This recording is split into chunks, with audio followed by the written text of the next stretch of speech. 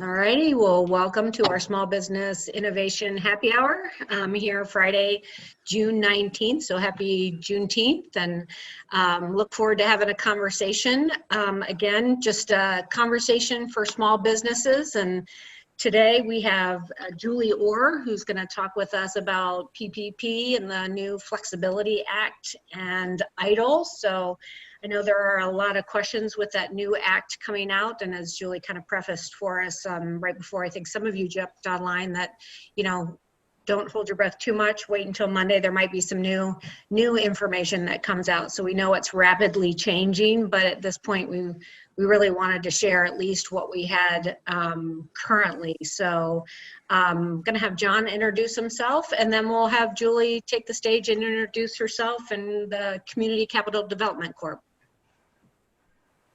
Yeah, wonderful. No, I'm John Crable. I know we are having Candace join us right now. I have the opportunity to be interim chair for business programs at Columbus State, also lead faculty of the Goldman Sachs cohorts here in Columbus, Ohio, or Central Ohio. And we've been doing these for, I want to say, 3 months at this point in time, Audra. And yep. The focus always keeps evolving and shifting based upon what we're hearing from the small businesses and partners and stakeholders that we interact with. So really happy to kind of shift the focus here. And Julie and you and I were talking earlier this week, and I'm sure she has plenty of stories about talking to, consulting with, and helping small business. So Julie, go for it. Hi, so is that Candace? No, it's Rhea. Hi. Rhea joined. We also have Michael Pekarski, and Candace is from Dayton. So hi, I'm Julie Orr. I am a 40-year recovering banker. So I've been a commercial lender pretty much my entire career, and working with small businesses because that is my passion. My family, I'm full-blooded Italian, so my family's in restaurant and constructions, and what do banks hate? Restaurants and construction. So I understand the industries that the banks can't deal with. So as a recovering banker, I went to CCDC, Community Capital Development Corp., and we work very closely with SBDC and with the state of Ohio and Franklin County with all the economic development teams across the state. We're Switzerland. We are a nonprofit. We are the intermediary facilitator between business owners, banks, and government programs. So we try to help everybody understand the language, the process, and take the stress part out of it, which has been very much high level in the last 3 months. Our role, and we do this nationally, our goal is to do it just in Ohio, but with the onslaught the way it came, we were representing the Small Business Administration nationally. They were sending people to us for counseling. So we provide free service, but our main thing is to provide resources and connections. Is getting people, you have a question, getting you to the right person that can answer it or help you. So I decided I was too young to retire, so I wanted to do something where I could still have my passion and help small business owners. So I will tell, and as they were saying, I was getting phone calls on my cell phone because I've had the same cell phone since 1990. And working from home, people were in a panic and everybody was calling. I had people calling me, and I left Huntington in 2003. And these were people calling me for questions because they hadn't had an SBA loan since then, because most people use SBA as a jumping off point. So what has happened, and I will preface this, everything's changing constantly. So we had systems this morning, so just take what I say and know that it could change. And in fact, I know from the Flexibility Act, there will be changes coming Monday and Tuesday of next week. What happened is the federal government was trying to get money out as quickly as possible. We are seasoned in how to get disaster loans out there, but this magnitude was so large and impacting so fast that they couldn't handle it. The advantage that we had here in Ohio is that Governor DeWine jumped the fence and got us declared a state of emergency. So we were the 10th state to become be declared a state of emergency, allowing our business owners to apply for these loans before we even had one case or death. I mean, it was long before anything was being reported. He was shutting down the state and used that as the reason to declare. And it's a 2-week process to get that declaration. So he really jumped the gun, and it was huge asset for our business owners. So we were starting the process before they had to shut their doors. We knew it was coming, getting everybody in line. So when you talk about the stories, yeah, I've got stories that we could go on for all day. I did a roundtable Q&A last night with 10 business owners to discuss the tribulations with the PPP and just kind of bring camaraderie, which is what you're doing, because it always helps for business owners to talk to other business owners. So I'll go for any questions. I have a list of questions that the SBA is looking for when they're reviewing. And I'm going to tell you the advice that I was giving people in March, the first 2 weeks of March, is really coming more into play now than people were ignoring it, and now it's becoming important. And the thing you want to focus on is telling your story, because you don't know that the person picking up your loan application, if they're in Arkansas, if they're in California, if they're in Oregon. So you need to talk about, I recommend, yes, it's a fillable application, but do a 1-page Word Pro doc, and I'll give this to Audra that she can send out to you guys. Go in and tell your story and use dates. You know, the governor shut down my bar, I don't know, your alcohol distribution center. It was shut down. Or because I didn't have any bars to send the beer to, this is what happened, and put the dates in. Say how many employees you had and why you couldn't bring them back because you couldn't open back up. But I will tell you, the big thing that everybody's looking for, the banks and the government, is how did you pivot? When the doors shut, what did you do? Did you crawl in a corner and cry? Or did you say, I'm not going to let this beat me, and I'm going to find another line of business, I'm going to do something different? And those are the businesses that survived, are the ones that pivoted. And really quickly before you move on, can you tell us from your experience maybe what a business did that pivoted that you are really familiar with, and maybe what happened with a business who kind of had the opposite reaction? Okay, so, and I cover the whole state of Ohio, so I will use and try to use that you can't identify, but we had a distillery that opened their doors, literally opened their doors on February 15th. So they were getting ready, tap room, this happens. So what they did is they went ahead and put their product, they shifted gears, petitioned to the state, and went, luckily for them, Department of Development and Liquor Control are in the same, under the same venue in the state. So that's the same, see the Italian, I'm talking with my hands. They are the same lineage. So they were able to jumpstart to get their product to market. So that freed them up, and then they turned the distillery into making hand sanitizer. So they did a complete about face of their product line, and there's a situation out here that there weren't enough hand sanitizers with aloe based or aloe additives to make them less harsh. And a lot of the hand sanitizers smelled horribly. So that's what they went after. They went after to be able to do something different, do it with what they already had. They bought product to do the filling because they already had for liquid. They did the filling for the aloe, and then got cute little containers. So they did it. The advantage they had, this is the disadvantage and the advantage, is they could have cried and said, oh my God. The advantage was they didn't have a whole lot of business that they had to take care of. So they could pivot and go, hey, let's find some other idea. A negative is the guy who was selling fast food, let's say gourmet fast food, higher end fast food, and shut his doors. Mm-hmm. Now, he's not reopening. And he was doing okay. I mean, the ones that were failing, people that were failing in December, we knew they weren't going to come back. You know, it's really hard. Now, I say that, and I'm going to have to eat my words on one, because I got a group into her to do some pro bono work. And with the PPP money and with her doing, she pivoted and she's added fresh groceries and fresh produce to her deli, and she's turned her business around. And she was someone that was in workout at the bank in December.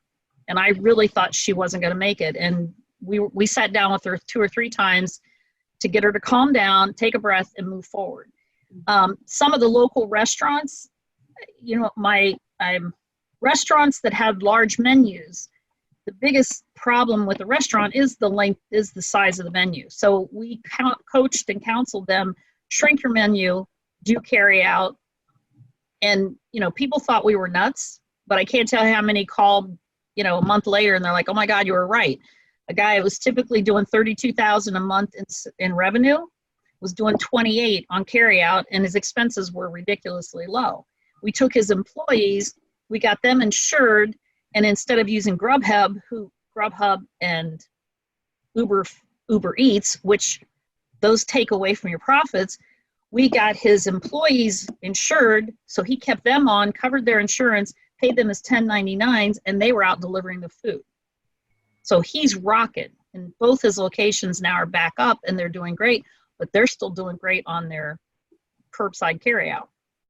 But the restaurants who wouldn't cut back the menu didn't have an option, because you can't do carryout speed with limited staff with this huge menu. So I won't go into who didn't, but you know, they had a bigger problem. So pivoting really is a matter of figuring out another chain of business, another group to go to.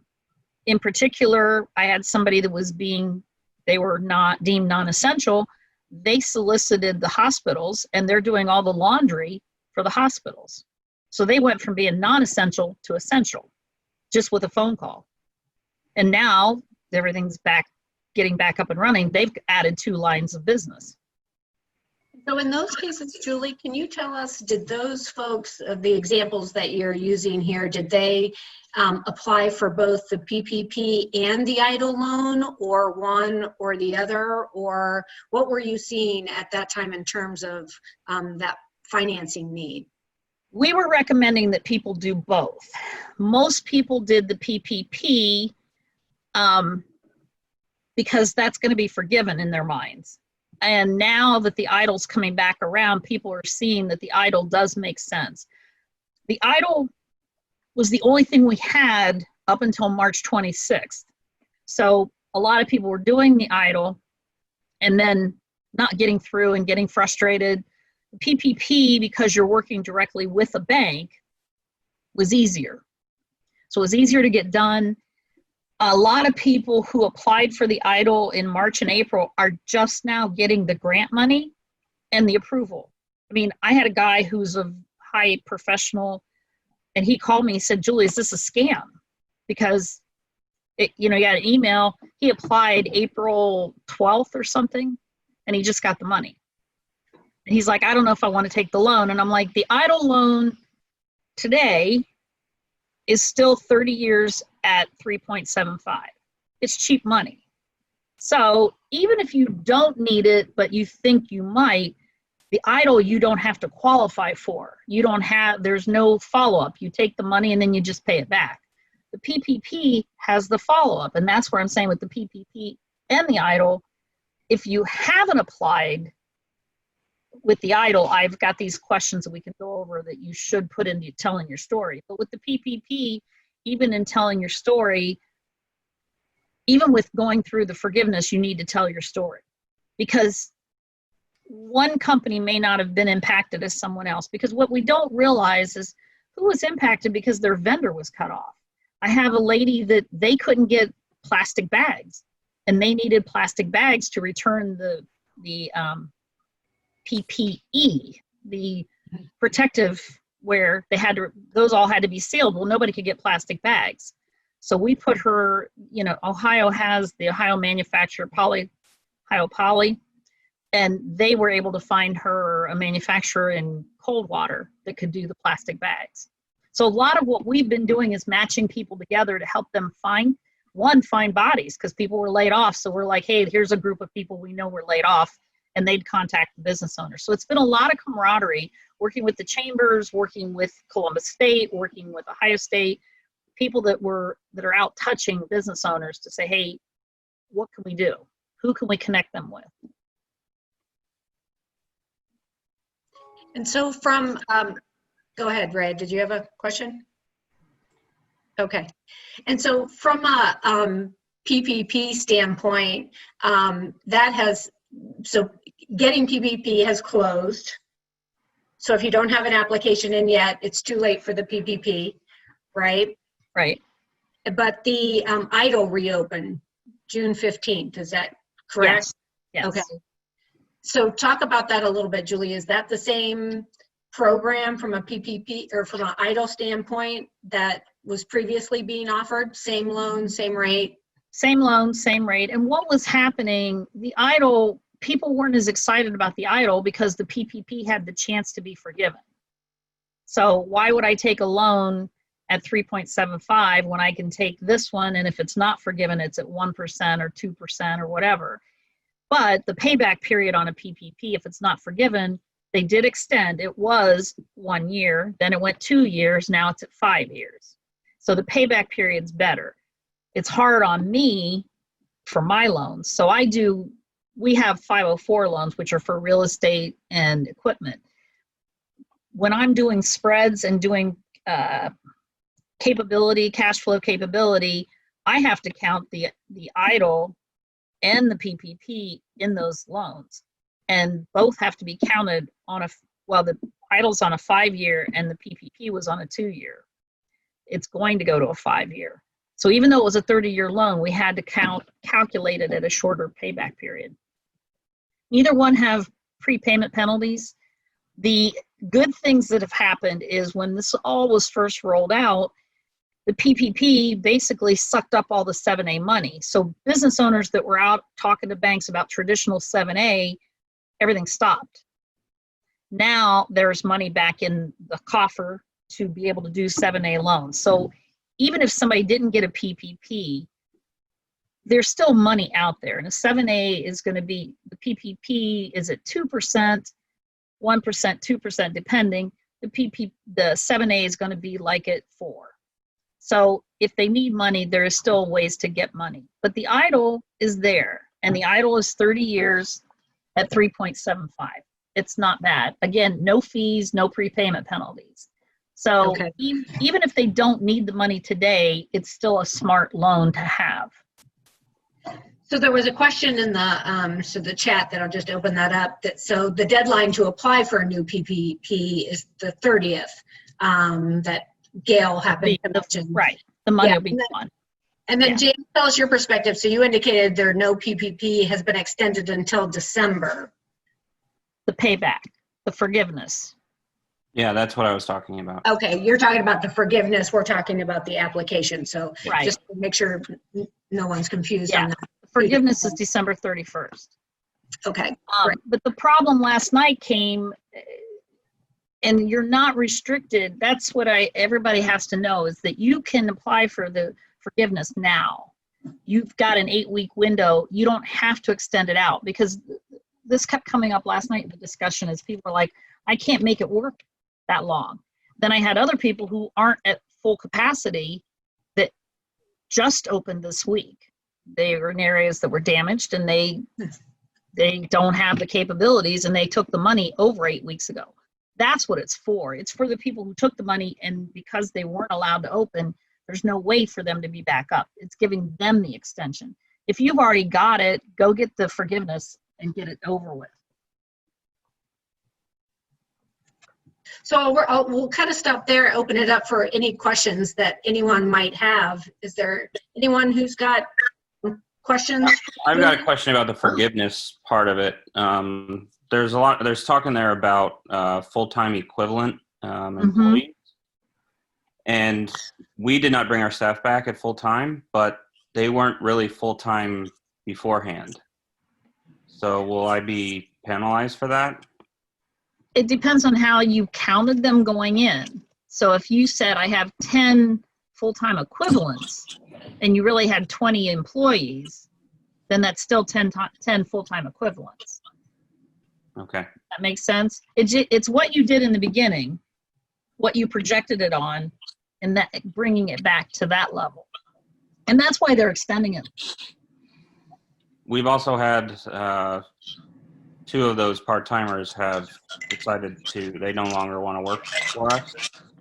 That happened this week.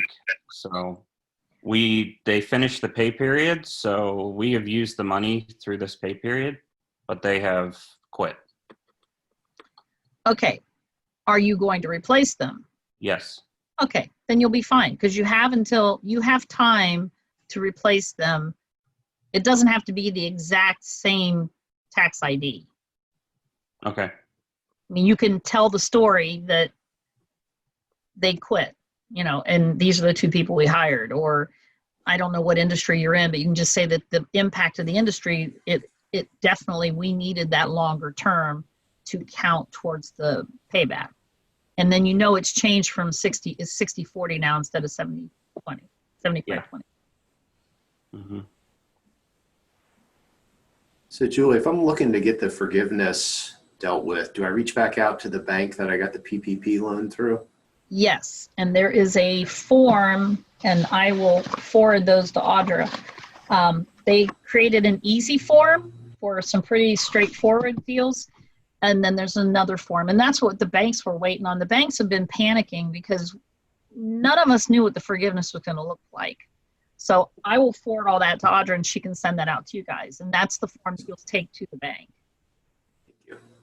And some of the banks gave out their own templates because, like I was saying in March, we were telling people you're going to need tax returns, you're going to need personal financials, you're going to need proof of everything. Well, some of the banks just said hi and shook your hand and gave you the money. Other banks, you had to do a full loan package ahead of time. So you're either doing the full loan package on the front or you're doing it on the back. And it's going to depend on your bank and who you were dealing with. Lori, you have a question, right?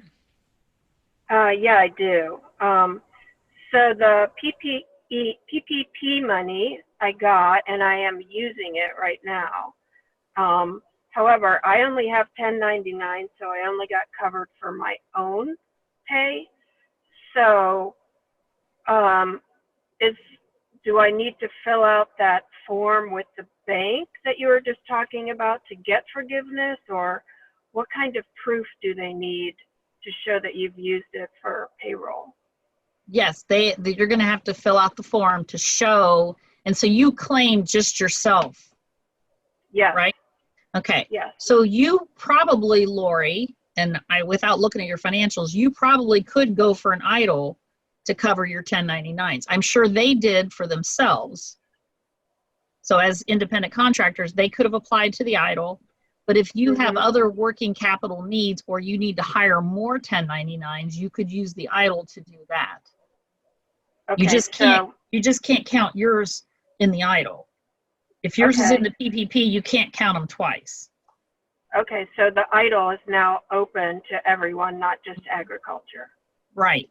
And that's exactly what happened is the funding for the agriculture. And I think we even had a conversation about this. We predicted that it wouldn't go because the ag programs were already in place. So they barely made a dent, and that's why they opened it back up to general business. Okay, so we should go through our bank to apply for that, for the EIDL? No, the EIDL's online. That's direct to the SBA. Oh, okay. But if great. it was me, I would go ahead, if the PPP was for you alone, I would go ahead and get your forgiveness started. Get it done, and then apply for the EIDL. And how do I do that forgiveness? That form that you talked about a little while ago? I would contact your bank and see, I'll forward the form, but contact your bank and see what their requirements are. Because again, the difference is the EIDL loan is directly from the SBA. The PPP is a bank loan. It's a bank loan, so it's with whoever you bank with. The difference is that the government the SBA is 100% guaranteeing that loan for the bank. So they're paying the bank to manage the loan. They're paying the bank to service it. If you fail, then they will pay the bank as long as the bank has done everything according to what they're supposed to do. But it's definitely a bank loan. So when you get your statements, you're getting a loan. You have a loan from your bank. You don't have a loan from the SBA. The PPP is from the bank. Mm-hmm. It's an SBA guaranteed loan from the bank. So each bank is different. The EIDL, I've never had a chance to look at that application.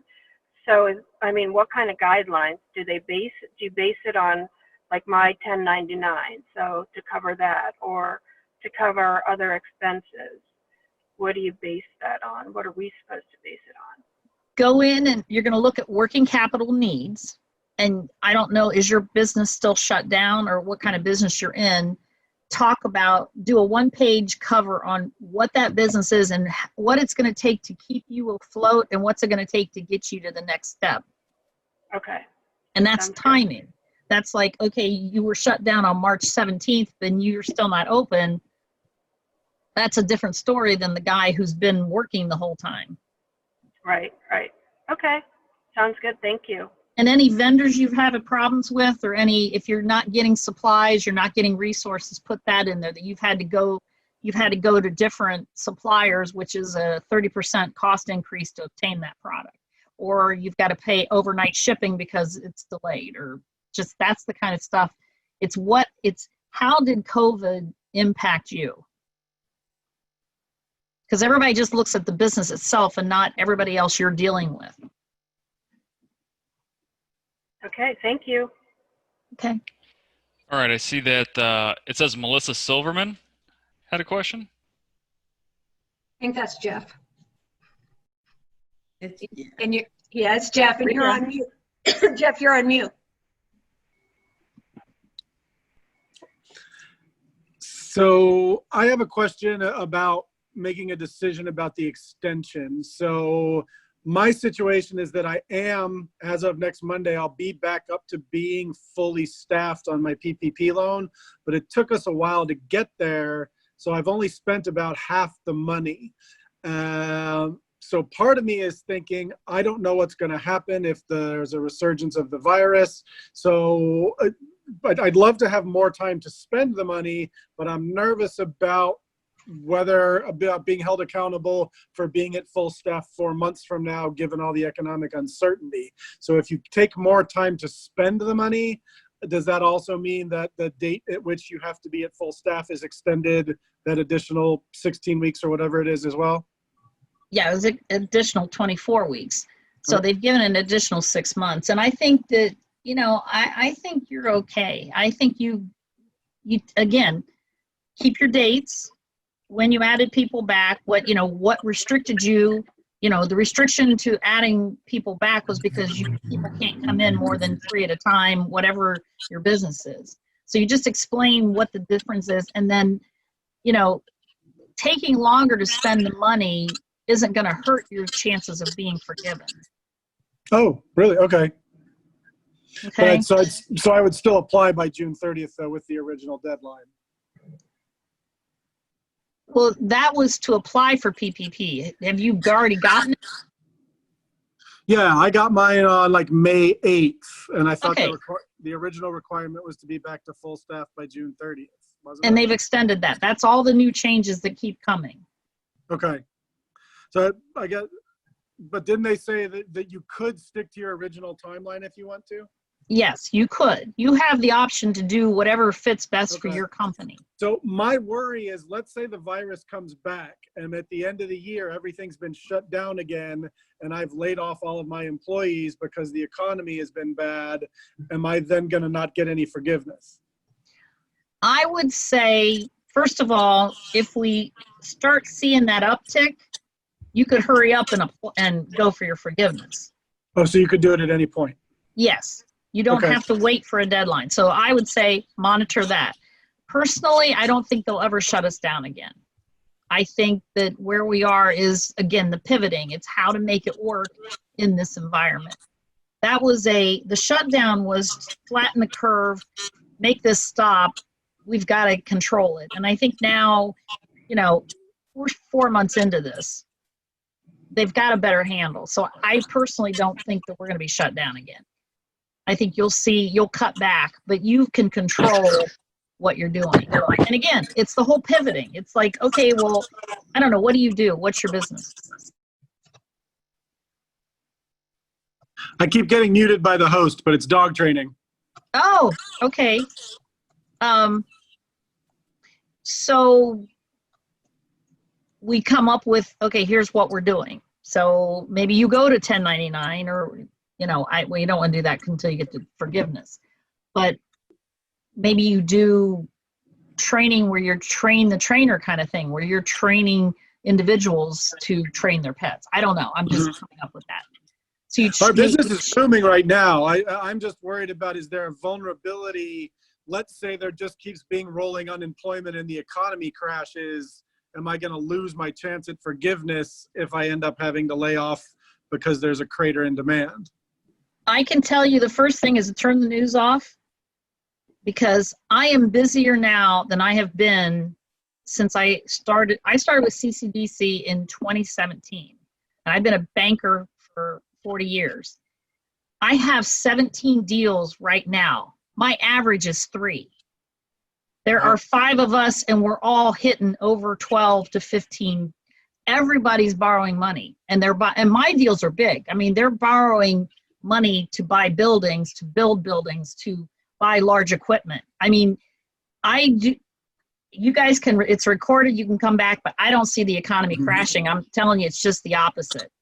And all those people that were scared, when they were successful, they all came back and said, oh my God, you were right. Because you can make it work. It was a hiccup, but it's out there. I mean, construction, all my contractors are booming. They're booked through January, February of next year, when they usually don't even work. So turn the TV off is my first advice. That, the best part for me is I get to meet tons of business owners, so I see all the positive. Where you're stuck in your world and it doesn't look good. And that's what we were doing last night. Last night I was with all these business owners, and it was like half and half, who was in trouble and who was okay. And the more they got together, they were all happy by the time we left. We're in this together. It's going to be okay. So Julie, what was one of the most positive things you were seeing from business owners, for instance, last night? What was, give us somebody who had, some really great positive that was able to bring some other people over to the positive side. So one thing was, this process weeded out the bad employee. So the employee you wanted to fire that you couldn't, they fired themselves because they don't want to come back because they're getting better on unemployment. So that was one of the positives they all agreed on. Another positive was getting, you always say, I want to do something different, or I want to check this out. It's given them time to rehab and repaint and refurbish inside, or change their delivery system. One guy completely changed his inventory system. It's all the things we put on the back burner because we're too busy surviving, that it was like this moment of, they all came away going, we took a breath. We stopped and we re-engineered our business. We re-looked at the model and said, what's working, what's not working. And they were able to change it without disrupting everything because everybody else is slow. So it really was like a breath to let people step back and say, what do we need? How do we really make money? And people opened new lines of business. They opened new vendors. They opened new distribution channels of getting their product to market. Whether it was IT or healthcare, there were 2 guys that were restaurants, 3 were IT and media, and 2 healthcare, different types of healthcare providers. One was a chiropractor doctor office, and the other was in-home care. And, I think the other piece that came out was, once they said it doesn't live that long on surfaces, then people were ready to get back to work. It's like the mass thing we can get around, but the surfaces and lingering on things, I think, is what was really dragging people down. And now that that's not there, you wipe it once, move on, and it's good. Okay. We were split. The table was split on mass versus no mass. So I was like, I wear it because I'm a servant. I'm serving and helping people, so I wear it to protect them as a courtesy. I look at it as a courtesy. Right. Hey, let's open it up to Gail. Gail, from your perspective, do you have some questions or experience that you'd like to share? I had a lot of people that I assisted with the PPP loan, so I need this clarification. Personally, I received the PPP loan and the EIDL advance. So am I correct that when you go for forgiveness, I didn't do the EIDL loan, but just the EIDL advance. When you go for the forgiveness, that is deducted from your forgiveness calculation. Is that correct? Yes. Okay. Yeah. All right. And then for my business, my other sectors are doing excellent, better than ever before. But one aspect is really down. My court ordered, so we couldn't go in the facilities. The courts were not on their regular docket, et cetera. So, but I have more revenue than before. So how do I, not finesse that, but how do I work through that? Because I definitely have an impacted segment that is not back up. And again, you've got time now. So if the other segments of your business were compensating for that, it'll count, because you don't have to show a loss of revenue. You don't have to show that your sales were down, but it helped. I mean, that the fact that these other three divisions help that one, you can tell your story. Okay, because I definitely have one segment that's in trouble. And that's what the whole thought process behind this extended time is about. It's allowing people to make those adjustments, because, the 8 weeks happened and most people weren't back up and running to even, they couldn't take advantage of it. I mean, It was, what do you do? So I think you will be able to tell why that segment, because that was court ordered, you can't get in there. So that is still, again, the timeline. So it was closed this date, it's still not reopened. So if you're going to go ahead and apply for the PPP, get the bank form, talk with the banker, and find out what it's going to take for the forgiveness. Okay, thank you. And Gail, what's your business, Gail? I have two. I do some small business consulting, as well as I have judicial services with the courts that they send people for anger management, drug and alcohol treatments, and things like that. And the courts are not seeing people, and they're still only on a rotating staff as we speak. Right. I will see them eventually.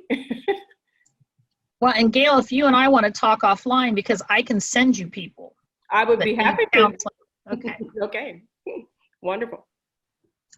And Chris, we haven't heard from you. I think you're the only one we haven't yet heard from. Do you have any questions regarding PPP or EIDL?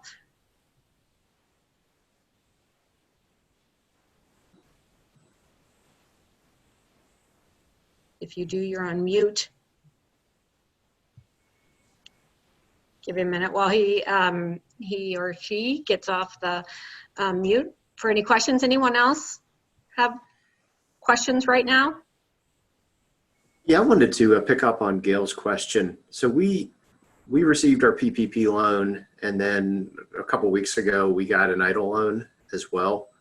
So is the fact that we got the EIDL loan going to affect our PPP forgiveness? She's talking about the advance. Okay. The advance, you don't have to pay back. It's already forgiven. So that was $1,000 for each employee. And it was deposited right to your checking account. So did you have that? I think we did get that too, yeah. Okay, you might want to check with that, and then when you're filling out the form, it'll tell you how to allocate it.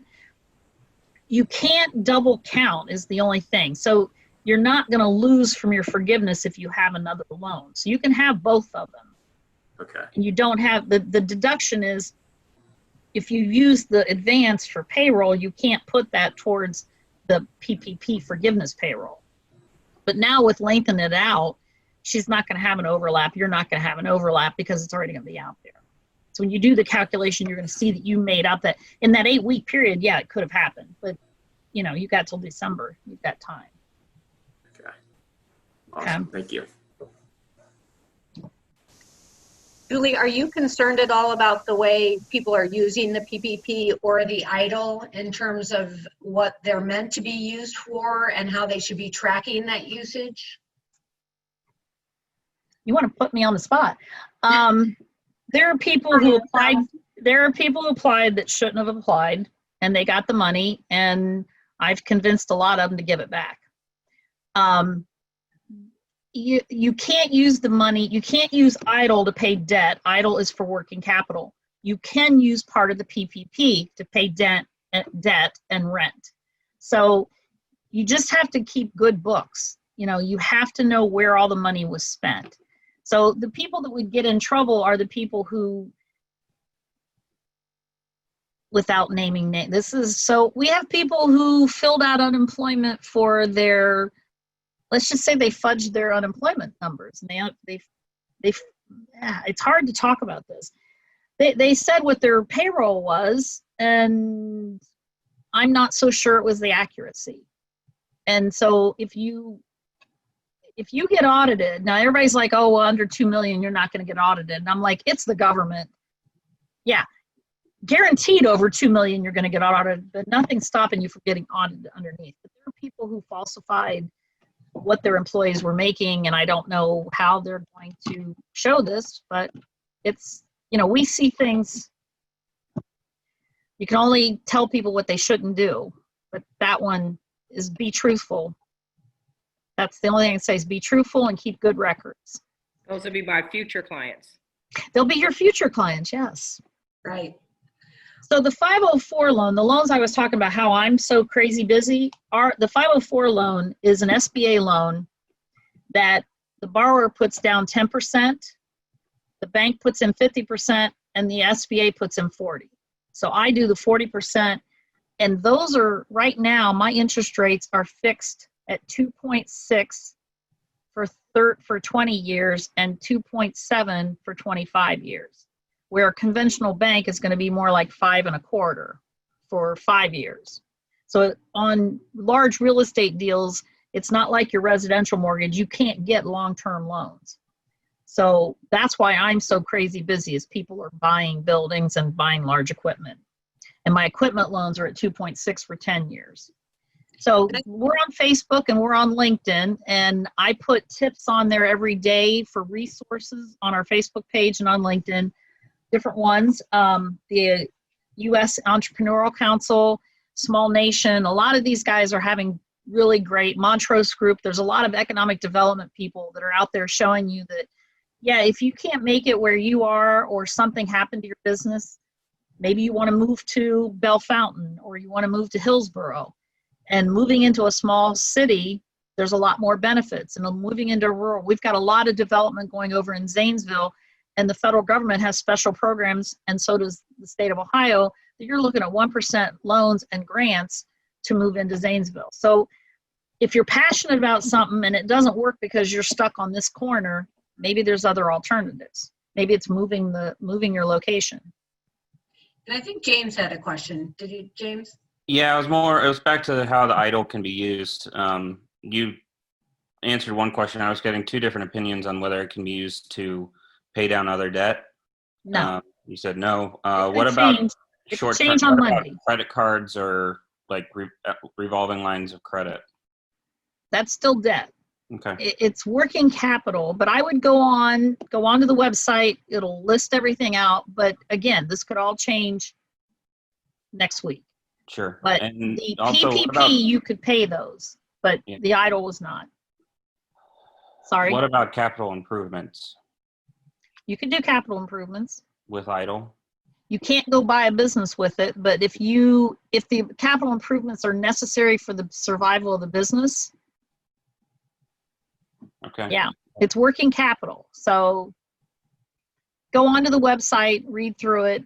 It's really to keep you afloat. If you tell me I have to have a forklift to get this done, we can look at that. Or if you say, we've got to, I had people using it to buy inventory or to buy those plastic bags, to do things to keep the business going. Mm-hmm. I know that I know that Lori has her hand up again here, so I want to get to her. I would also just say, we advertise this session as PPP and EIDL and getting questions answered. But as you hear Julie talk, think of all the other areas that we've discussed in the small business happy hours, right? We've talked about decision making and leadership. We've talked about pivoting. We've talked about finding new markets. We've talked about customer experience, and these are all things that she's bringing back up. So while we thought this could be a very thin sliver of a conversation, you really see how it can impact the entire operations of your business. All right, I'm sorry, Lori, go ahead. Okay, I actually have a couple questions, but it's mostly about the EIDL. So my business is all service, so the only, I guess, working capital I have are the 1099s that work for me. So I don't have equipment or anything like that. But what about monthly expenses like insurance, telephone, that kind of thing? Will EIDL cover those expenses? I know you could do like advertising. Mm-hmm. I do that.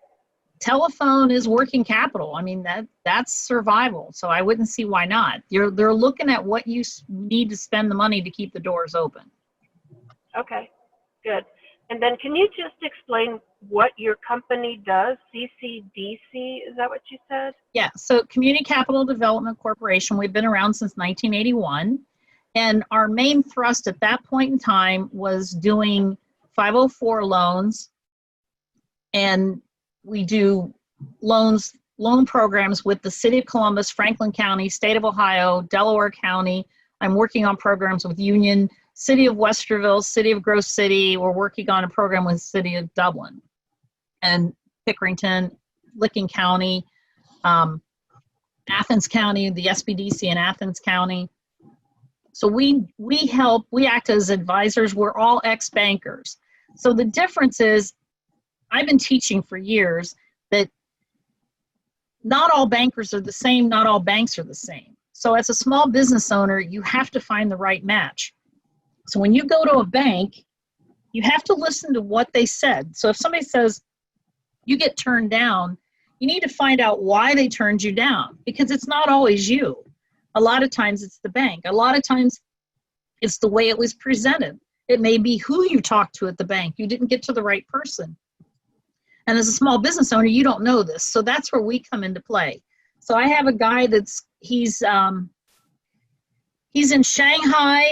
He's a foreign national. His partner's here. They're trying to figure out how to get the money because there's a whole bunch of problems. So I put them in touch with the bank. That's what they deal with, and they're out of Texas, and they deal with those kind of situations. During all this, when the EIDL shut down and the PPP was running out of money, people were calling. I was putting them in touch with Facebook and Sam's Club and Amazon and Google. All these places had loans. So Sam's Club still has, it's for women and minorities. Facebook is for development, job creation development in areas where they're located. Google was women and minorities. There's lots of loan programs. So we try to stay abreast of everything and be able to give that information back to you. We provide resources. We have loans, and that's how we keep the lights on, is through the 504 loans. But a lot of my job is teaching and educating the bankers on programs, teaching and educating economic development people, and then solving problems.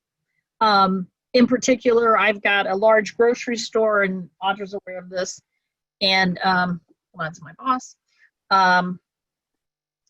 The situation arose that when they bought the land, they didn't know there were problems underneath the land.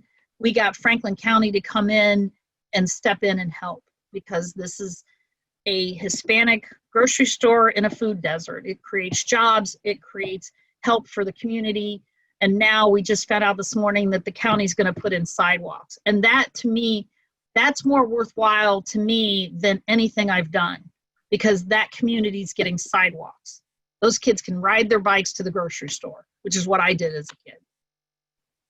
So that's what we do. We're a little out of the box trying to put the puzzle pieces together to help people.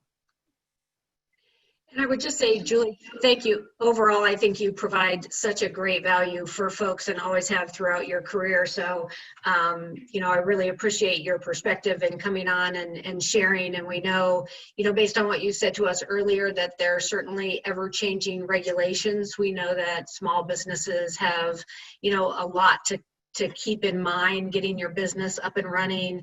As John said, all of these things feed into each other. Your leadership and your decisions, your customer service, your financing, how you pivot your business, and just the overall direction that you take, as a small business and the decisions that you make. And as we talk about, and I think John might be the one who has said this as well in the Goldman Sachs program as our lead faculty, but every number on your finances is a decision that you've made. So I think that's a really important piece to come back around to say, and it's a part of your story, right? And so you as the business owner, your story, it's important for you to know it and tell it. And it's important for you to understand where your numbers are coming from, particularly in situations like we're in today, where credit is important and your partnerships are important and your ability to keep your business afloat is really important. So thank you, Julie, very much. One last question for you, Julie, and then and a quick question for the rest of everyone else. Where do you think, Julie, is the best place for people to keep up to date as the PPP Flexibility Act and the changes continue to occur? You indicated that changes were going to come Monday and Tuesday, most likely. What's your suggestion, recommendation on keeping up to date? So I would say going to the SBA website, because then you're getting the facts. They may not, and they try to put them in very simplistic, bullet point, easy to read. Because what happens if you're talking to this group of accountants or this group of attorneys, they're giving you their opinion. It's not what the SBA says. And this is what the problem was in the very beginning, is there was so much information spinning and it was people's interpretation, but they're not the SBA. So I say go to the SBA because that's the decision maker. And for the PPP, go to your bank, because your bank is really the one making the decision on those PPP loans. You have to keep them happy. The EIDL is the SBA, the PPP is the bank. The other piece that came out of all this, and being again the dinosaur banker, is that we in the past always looked to business owner. We would recommend that you have 3 months of expenses in reserve. And what this showed was people have gotten away from having savings. They spend, and they didn't plan and have funds in reserve. So that's the one other good piece that we talked about last night, is everybody's back to 3 months of reserves. And when I'm teaching people to do a business plan, I always have 3 to 6 months built into reserves. You've just got to. It's part of your baseline always. So. Great, thank you for sharing that. And anybody can reach out at any time. And I will, we will send out, after this, we'll send out the forms that Julie talked about, and we'll also send out Julie's contact information so that everybody has that if you'd like to reach out to her directly. And we just have a few minutes more on our call today, and then we'll let everybody get on with their, what I hope is a beautiful weekend weather-wise for all of us. But what are additional things we can help you with? Our intent in this 1 hour that we do every Friday is to help you. Does anybody have any additional needs, any questions, or anything else that they're looking for assistance with?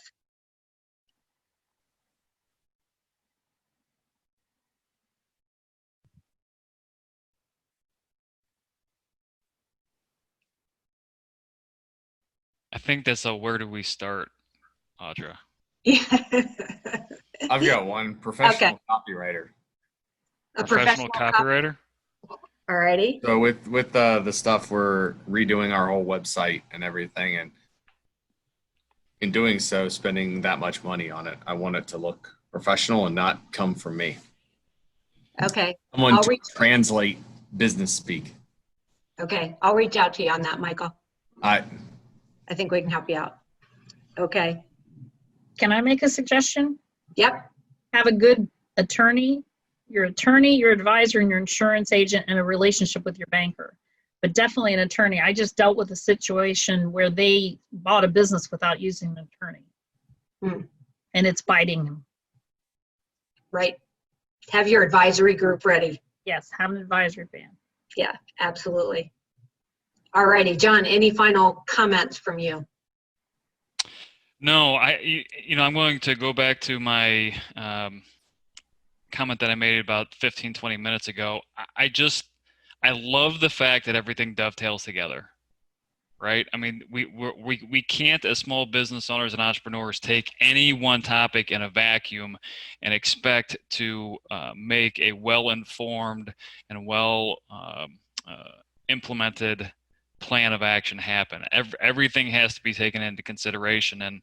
And when Julie started talking about stories, and she can give examples about how this little piece impacts that little piece, it's just another good example of having a very holistic, all-inclusive view of how you operate your business. All right. Thanks, John. Thanks, everybody, for joining us today. Have a great weekend, and we look forward to talking again next Friday. Thank you. Thanks, Thank you. everybody. Thanks, All right, everybody. bye-bye. Thank you.